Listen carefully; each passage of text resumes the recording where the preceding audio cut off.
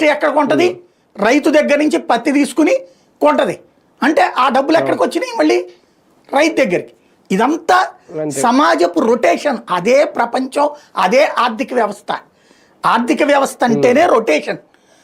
నన్ను అంటుకోబాక నామాల కాకుండా డబ్బులన్నీ తీసుకెళ్ళి బ్యాంకులో కూర్చోబెట్టి డబ్బులు లేవు అంటే, డబ్బులు రావాలి అంటే ఆయన నుంచి వస్తాయి. ఇక్కడ ఇద్దరి ఆలోచన ధోరణిలో ఉన్న తేడా ఏంటంటే, జగను ఈ అంతర్జాతీయ ఆర్థిక సూత్రాన్ని ఫాలో అవుతాడు. చంద్రబాబు నాయుడు వీళ్ళకి సంబంధించినటువంటి ఆలోచనలు చెప్పేటటువంటి బృందం చుట్టూ ఉంటాడు.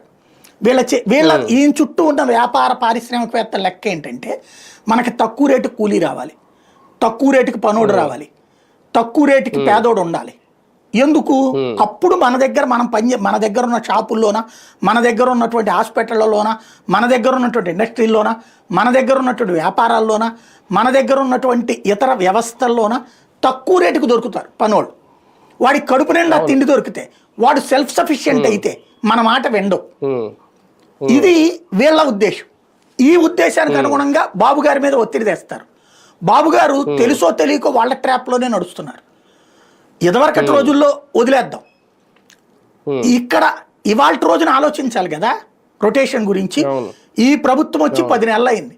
10 నెలల్లో ఒక్క నెల వీళ్ళకి వచ్చింది. ఆ నెల ఏంటి?